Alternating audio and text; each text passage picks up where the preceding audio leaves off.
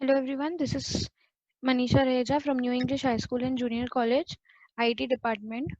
As you all know कि last lecture में हमने start किया था chapter number 6 that was e-commerce and e-governance. उसमें हमने कुछ parts cover किए थे जिसमें सबसे पहले था what is e-commerce. Quick revision ले लेंगे then we will move to our next topic. First of all, what is e-commerce? E-commerce stands for electronic commerce. Commerce means buying and selling of goods and services. And when we talk about e-commerce, that means buying and selling of goods and services, but electronically.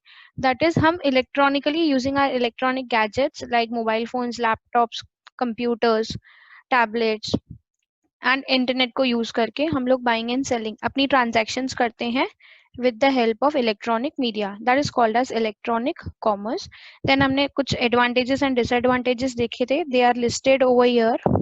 Then हमने देखे थे different types of e-commerce, that is business to consumer जिसमें business provide कर रहा था service to the consumer. Then हमने देखा था business to business which is एक बिजनेस दूसरे बिजनेस को सर्विस प्रोवाइड कर रहा है and then we have consumer to consumer का एक कंज्यूमर दूसरे कंज्यूमर को सर्विस प्रोवाइड कर रहा है. फॉर एग्जांपल OLX एक कंज्यूमर दूसरे कंज्यूमर के साथ डील कर रहा है. And last one was consumer to business जिसमें हमने देखा था कि एक कंज्यूमर है जो बिजनेस को सर्विस प्रोवाइड करेगा, जिसमें हमने एग्जांपल देखा था लाइक एक कंज्यूमर है जो बिजनेस को उसके प्रोडक्ट्स के ऊपर कमेंट्स दे रहा है. तो it is nothing but data transfer from consumer to business. Then business का चॉइस होता है कि उसके सजेशंस को, उसके कमेंट्स को वो कितना सीरियसली लेता है और अपने बिजनेस में उनको इम्प्लीमेंट करता है.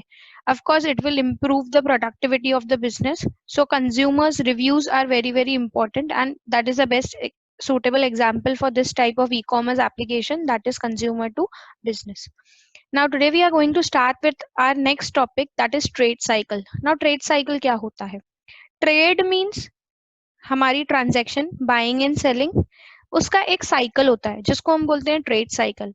अब बेसिकली ट्रेड साइकिल का मतलब क्या होता है? जब भी हम कोई ट्रांजैक्शन प्रोसेस करते हैं तो उस ट्रांजैक्शन को एग्जीक्यूट करने में कौन से स्टेप्स आते हैं, कौन सा सीक्वेंस हम फॉलो करते हैं, उसको बोला जाता है उस ट्रांजैक्शन का साइकिल एंड उसको बोला जाता है ट्रेड साइकिल. किसी भी बिजनेस ट्रांजैक्शन में ये साइकिल एप्लीकेबल होता है. फॉर एग्जाम्पल अगर आपको कुछ परचेज करना है तो व्हाट यू विल डू, सबसे पहले आप सर्च करोगे कि आपका जो रिक्वायर्ड प्रोडक्ट है वो कहाँ पर मिल रहा है. Then you will do the price negotiation. Price negotiation मतलब आप सर्च करोगे कि वो प्रोडक्ट कहाँ पर ज्यादा बेटर प्राइसेस में मिल रहा है.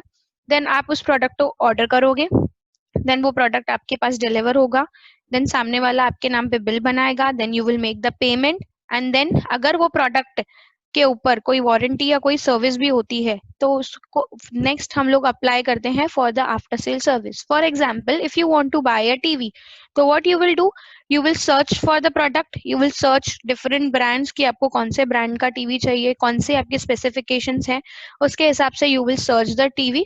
देन उसके बाद आप प्राइस नेगोशिएशन करोगे.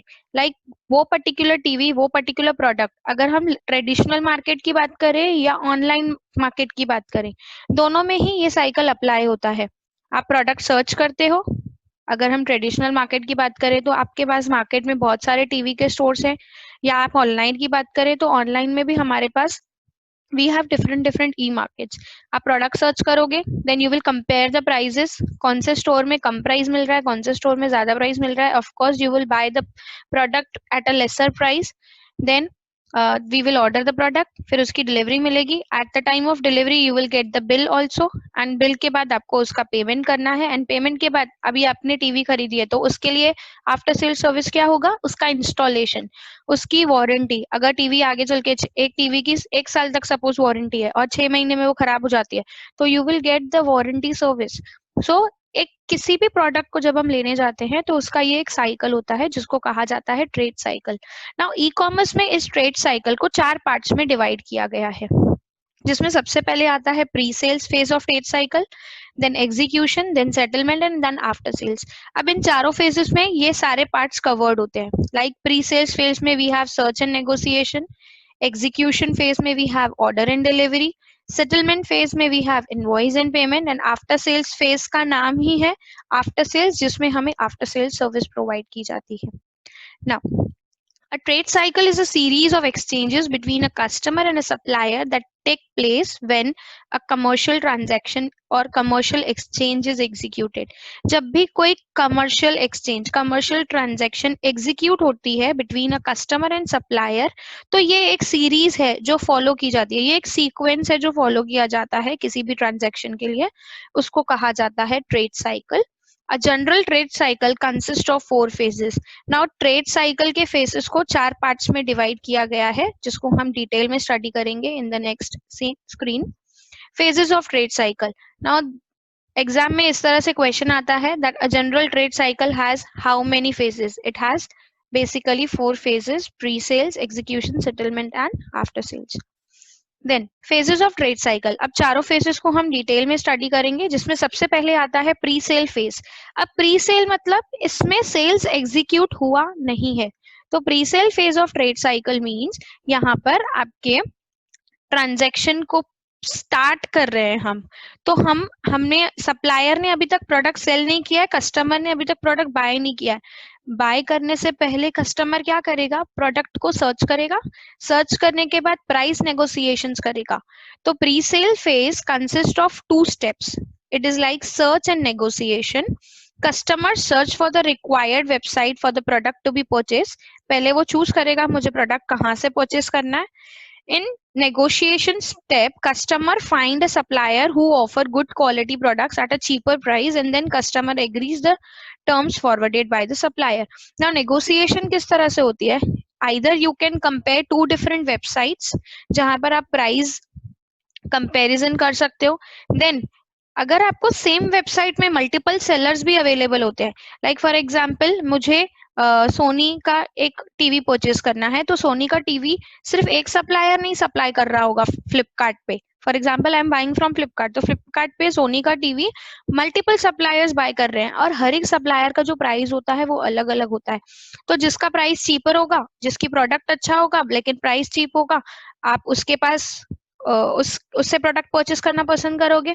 And you have to agree all the terms and conditions forwarded by the supplier. Basically these are nothing but the specifications given by the supplier कि वो लोग कौन सी सर्विस आपको प्रोवाइड करेंगे और टर्म्स एंड कंडीशंस क्या है. फॉर एग्जांपल कभी कभी ऐसे होता है कि हम लोग प्रोडक्ट परचेस करते हैं लेकिन इंस्टॉलेशन जो होती है वो चार्जेबल बेसिस पे होती है. For example I am buying an air condition, तो एयर कंडीशन के साथ उसकी इंस्टॉलेशन यूजुअली फ्री आती है, बट कुछ कुछ सप्लायर्स के टर्म्स एंड कंडीशंस अलग होते हैं.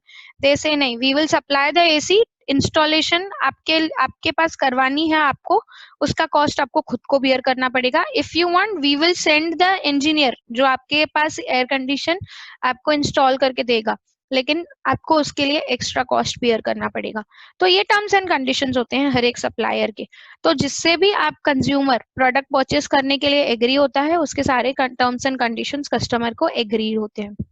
देन नेक्स्ट स्टेप आता है एग्जीक्यूशन स्टेप. अब यहाँ पर एक्चुअली हमारा ऑर्डर एग्जीक्यूट हो रहा है. लाइक मैं यहाँ पर प्रोडक्ट ऑर्डर करूंगी और यहाँ पर मुझे उस प्रोडक्ट की डिलीवरी भी मिलेगी. This is called as execution of the transaction.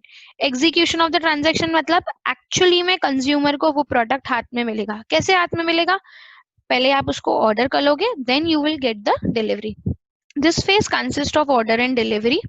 Consumer sends an order for the selected product. After processing the order and customer receives the selected product. जो भी प्रोडक्ट आपने ऑर्डर किया है, पहले आपको ऑर्डर सेंड करना है to the supplier and then you will get the delivery once the order is processed. For example हम ऑनलाइन कुछ भी बाय करते हैं तो हम पहले ऑर्डर प्लेस करते हैं, फिर सामने से हमें कंफर्मेशन आती है, ऑर्डर प्रोसेस होता है and then we get the delivery. So execution phase consists of order and delivery. Now you have to remember this कि pre-sale phase में क्या क्या होता है, execution phase में क्या क्या होता है, because ये questions exam में multiple choice questions में usually पूछे जाते हैं. And these all are the contents from the government textbook. So जो भी exam में पेपर निकलता है वो पेपर पूरा हमारे गवर्नमेंट टेक्स्ट बुक से ही निकलता है. So you don't have to worry कि हम लोगों को गवर्नमेंट टेक्स्ट बुक फिर से रीड करना है या फिर से समझना है उसको. If you are attentive to this lecture तो आपको सिर्फ इतना ध्यान देना है, you just have to go through the quick revision and your text book study is not required then. So pre sales phase में आता है search and negotiation, execution phase में आता है order and delivery, and then we have settlement phase, अब यहाँ पर customer settle करेगा, क्या सेटल करेगा? ऑफ कोर्स आपने डिलीवरी लिया है प्रोडक्ट का तो you have to pay for it, so what you will get in this phase, you will get an invoice and उस इनवॉइस का आपको क्या करना है? Payment. So settlement phase consist of invoice and payment. This phase consist of invoice and payment. Invoice means customer will receive a bill for the product purchased and after confirmation of the received product consumer will pay for the same. Now आपको product मिल गया, immediately आपके हाथ में bill आता है. For example online transaction की बात करें, आपने किया कैश ऑन डिलीवरी, तो जैसे ही आपको प्रोडक्ट मिलता है यू गेट द बिल, उसी के ऊपर स्टिक किया हुआ होता है वो बिल, आप देखते हो, यू रिसीव द प्रोडक्ट.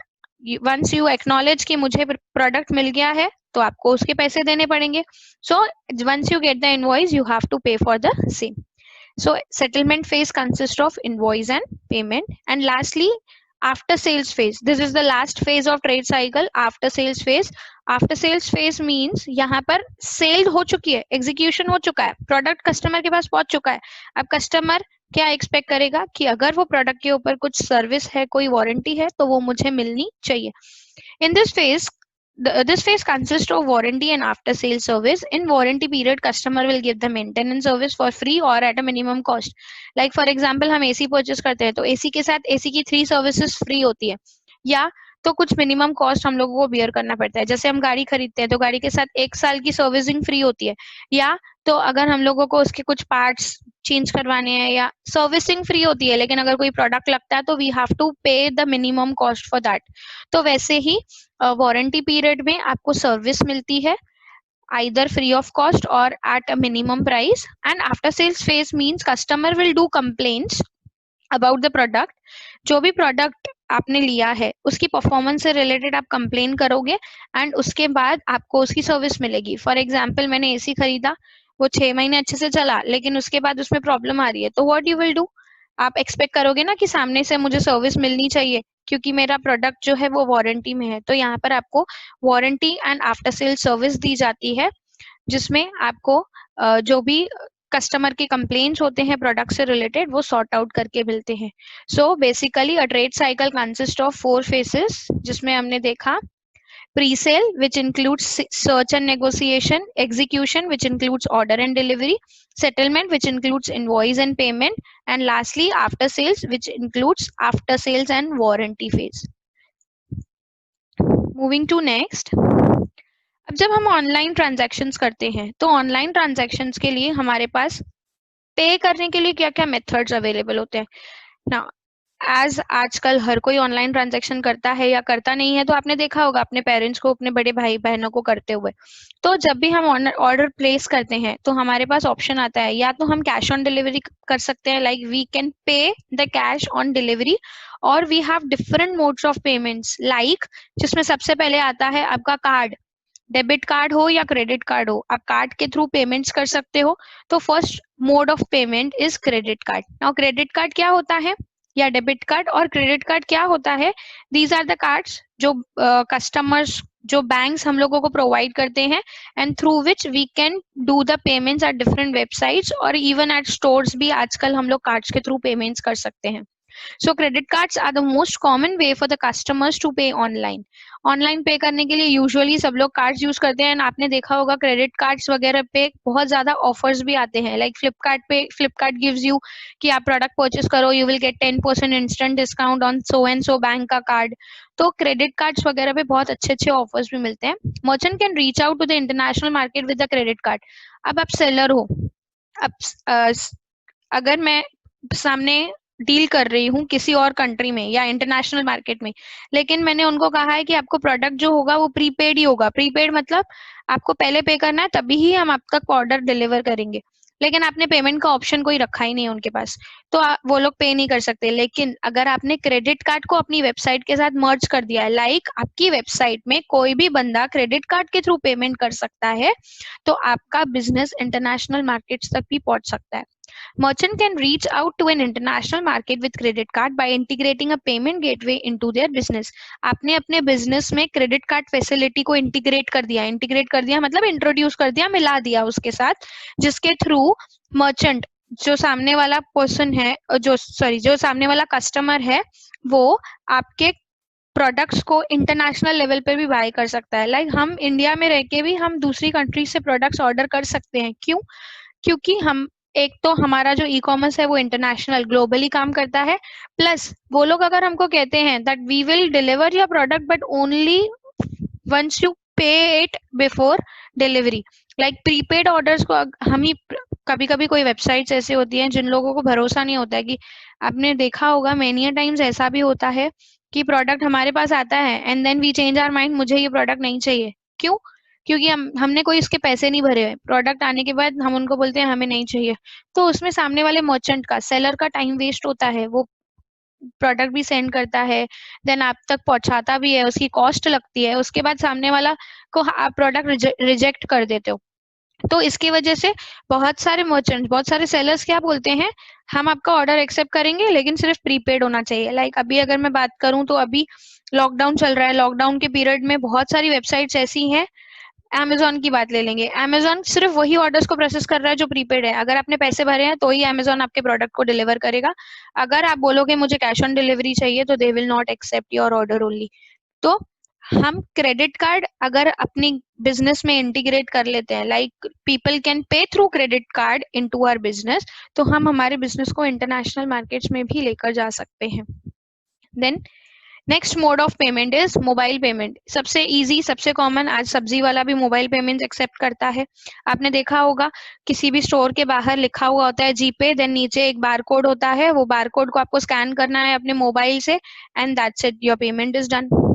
जितना भी अमाउंट आपको पे करना है, you just have to enter the amount, amount enter किया, पे किया, पासवर्ड डाला एंड हो गया। तो this is nothing but the mobile payment. Mobile payments offer quick solution to customer, quick solution for customers to purchase on e-commerce websites. Mobile payments are also commonly used for donation portals, browser games, social media networks such as dating sites where the customer can pay by scanning a barcode on an app on the mobile. Now mobile payments में सबसे ज्यादा benefit हमारे mobile हमारे हाथ में mobile है तो हम लोगों को सबसे ज्यादा बेनिफिट मिलता है। Like on just the click, जैसे एग्जांपल मैंने लिया, फोन पे ले लिया, जीपे ले लिया, पेटीएम ले लिया, भीम, यूपीआई ट्रांजैक्शंस आजकल बहुत कॉमन हो गई है। आप सब लोगों को ये सब कुछ बहुत अच्छे से पता होगा, सिर्फ बारकोड स्कैन करना है, मुझे पे करना है। बहुत सारे डोनेशंस भी हम लोग इस तरह से कर सकते हैं। देन ब्राउजर, हम इंटरनेट पे गेम्स खेलते हैं, तो इंटरनेट पे गेम्स खेलते वक्त भी आप लोगों ने देखा होगा बहुत सारी गेम्स आजकल नई नई गेम्स इंट्रोड्यूस हो गई हैं क्योंकि लोग घर पे बैठे हैं, तो पीपल आर प्लेइंग गेम्स। तो गेम्स में हम लोगों को पे करना है, you just have to scan it and you just have to pay. Social media websites हैं, बहुत सारी वेबसाइट्स ऐसी हैं जहां पर कस्टमर सिर्फ एक क्लिक करके, स्कैन करके अपने पेमेंट्स कर सकता है। So mobile payments is the easiest way nowadays to pay make payments. आजकल तो ऐसा भी हो गया है कि नोबडी इज एक्सेप्टिंग कैश, क्योंकि हर किसी को डर लग रहा है कि कैश के थ्रू अगर हम लोगों के पास वायरस आ गया तो so they are just saying यहाँ पर हमारा बारकोड है, you just scan it through your mobile phone and then pay. तो कैश ऑल्सो लोग एक्सेप्ट नहीं कर रहे हैं, तो this is the easiest way to make payments, mobile payments. Then next mode of payment is bank transfer. जब हमें कुछ बड़ा अमाउंट या छोटा अमाउंट ट्रांसफर करना है तो हम बैंक ट्रांसफर भी कर सकते हैं। जब हम लोगों को एक अकाउंट से दूसरे अकाउंट में पैसे भेजने हैं तो हम बैंक ट्रांसफर यूज करते हैं usually. Bank transfer is used when the money is sent from one bank account to another. Transferring money from one bank account is usually fast and safer than withdrawing and paying cash because every transaction will be authenticated by checking customers banking credential. Now bank transfer compared to cash transfer बहुत easy है और genuine है, उसमें security ज्यादा है। क्यों? Because जब हम एक बैंक अकाउंट से दूसरे बैंक अकाउंट में मनी ट्रांसफर करते हैं तो आपके बैंक अकाउंट, जब हम सामने वाले का बैंक अकाउंट डिटेल्स वहां पर डालते हैं तो सारी चीजें चेक होती हैं, वेरीफाई होती हैं, उसके बाद ही अमाउंट ट्रांसफर होता है। एंड मैं भी अगर पैसे ट्रांसफर कर रही हूँ तो मेरे को अपना पासवर्ड, मेरे को अपने क्रेडेंशियल्स प्रॉपरली डालने हैं। मतलब हर एक ट्रांजेक्शन ऑथेंटिकेट हो रही है, चेक हो रही है कि सच में क्या वो जेन्युइन कंज्यूमर है या नहीं। एंड हमारे बैंक के पासबुक में भी उसकी एंट्री भी आ जाती है। So you don't have to worry मेरे पैसे कहाँ गए, मेरे पैसे कहाँ गए। कभी कभी ऐसे होता है कैश पेमेंट्स हम लोग करते हैं एंड देन वी फॉरगेट कि ये 25,000 मैंने निकाले थे लेकिन ये पैसे गए कहाँ। मैनी टाइम्स आपने देखा होगा आपके पेरेंट्स भी वरी करते हैं, ये पैसे मैंने निकाले थे बट मेरे पैसे गए कहाँ। तो वहां पर हमारे जो ट्रांजेक्शन्स हैं वो रिफ्लेक्ट हो जाती है हमारे पासबुक में कि हमने इस पर्सन को पैसे ट्रांसफर किए थे। कैश पेमेंट्स के कंपैरिजन में बैंक ट्रांसफर बहुत ज्यादा ट्रस्ट वर्दी है और बहुत ज्यादा सेफ है एंड हर एक चीज जेन्युइनली चेक की जाती है। Example NEFT, IMPS etcetera. NEFT, RTGS, IMPS, these are the banking services जो आपको अलाउ करती हैं नेशनल और इंटरनेशनल लेवल पे इंस्टेंटली पैसे ट्रांसफर करने के लिए। देन उसके बाद नेक्स्ट आता है e wallets. Now e wallets मतलब क्या होता है? ई वॉलेट्स मतलब इलेक्ट्रॉनिक वॉलेट जो आपके पास आपके पॉकेट में पड़ा है, दैट इज अ वॉलेट। लेकिन E wallet is your mobile phone, जिसमें आप लोगों ने एक अकाउंट खोल के रखा है, उस अकाउंट में आपने कुछ पैसे डाल के रखे हैं और जब भी आपको पैसे पे करने हैं आप उस अकाउंट से इजीली पे कर सकते हो। For example Paytm money, free charge, उसमें हम पैसे डिपॉजिट करके रख देते हैं। लाइक जैसे हम हमारे बैंक में पैसे डिपॉजिट करते हैं और कार्ड के थ्रू पे करते हैं, वैसे ही ई वॉलेट मतलब हम हमारी एप्लीकेशन में, हमारे ई वॉलेट में, एग्जाम्पल बेस्ट एग्जाम्पल हमारा Paytm. Paytm is a e wallet जिसमें मैं प्री लोडेड कुछ पैसे रखती हूँ, मैं अपने वॉलेट में कुछ पैसे डाल के रखती हूँ, अपने अकाउंट में कुछ पैसे डिपॉजिट करके रखती हूँ। पैसे कैसे डालती हूँ? अपने बैंक अकाउंट से डालती हूँ, लेकिन उसमें डाल के रखती हूँ। तो जब भी अगर मुझे कुछ पेमेंट करना है तो मैं अपने बैंक अकाउंट से डायरेक्ट पेमेंट ना करते हुए अपने पेटीएम वॉलेट से पेमेंट करूंगी। और मेनी टाइम्स जो ई वॉलेट्स होते हैं उसके ऊपर हम लोगों को ऑनलाइन ट्रांजेक्शन में बहुत अच्छे अच्छे ऑफर्स भी मिलते हैं। तो हम लोग अगर अपने ई वॉलेट पे पैसे डाल के रखते हैं तो ऑफर्स भी मिलते हैं हमारे पास, प्लस हमारी ट्रांजेक्शन्स भी प्रोटेक्टेड रहती है। मतलब मुझे बैंक से पे करने की जरूरत नहीं है, मैंने बैंक से पेटीएम में पैसे डाल दिए, अब मुझे कहीं पर भी पे करने हैं तो मैं पेटीएम के थ्रू पे कर सकती हूँ। That is your e wallet. जैसे आप बैंक से पैसे निकाल के, एटीएम से पैसे निकाल के अपने वॉलेट में रखते हो, वॉलेट से आपको कहीं पर भी पे करना है तो आप पे करते हो, वैसे ही आप बैंक से पैसे निकाल के अपने ई वॉलेट में रख रहे हो एंड जब भी आपको पे करना है तो आप ई वॉलेट के थ्रू उसको पे कर सकते हो। E-wallet is a type of electronic card which is used for transaction made online through a computer or a smartphone। Computer और स्मार्टफोन के थ्रू अगर आप कोई पेमेंट्स करते हो, आजकल तो हम किराना स्टोर में भी जाते हैं, बाजी वाले के पास भी जाते हैं, वहां पर भी उनके पास ई वॉलेट्स अवेलेबल होते हैं। हम अपने ई वॉलेट से उनके ई वॉलेट में भी पैसे ट्रांसफर कर सकते हैं। So not only in online transaction, हम ऑफलाइन ट्रांजेक्शन में भी ऑनलाइन पेमेंट्स कर सकते हैं। ई wallet is a type of prepaid account in which a user can store money for any future online transaction. मैंने क्या कहा? आप प्री लोडेड अपने अकाउंट में पैसे रख रहे हो, तो प्री लोडेड आप अपने अकाउंट में पैसे रख रहे हो, जब भी आपको फ्यूचर में कोई ऑनलाइन ट्रांजेक्शन या ऑफलाइन ट्रांजेक्शन में पेमेंट करनी होगी तो आप इजीली कर सकते हो। An e wallet is protected with a password. अब पेटीएम जब हम लॉगिन करते हैं तो पेटीएम लॉगिन करने का पासवर्ड अलग होता है एंड जब हम पे करते हैं तो उसका भी पासवर्ड हम लोगों से पूछा जाता है, क्योंकि obviously you are dealing in cash, you are dealing in money, so it should be protected, so it is always password protected। Examples are State Bank Buddy, State Bank of India ने उनका app बनाया है State Bank Buddy. Then we have Paytm wallet, then we have Freecharge, then we have Airtel Money, then we have Jio Money. बहुत सारी applications है, MobiKwik है। We have many e wallets available now at ease. So these are the 4 modes of payments, जिसमें हमने सबसे पहले देखा credit card, then we have mobile payments, then we have bank transfer, and then lastly we have e-wallets. So that's all for today's session. This was session 2 of chapter number 6, e-commerce and e-governance. Further we will continue in the next lecture. Till that time, keep reading and stay safe. Have a great day.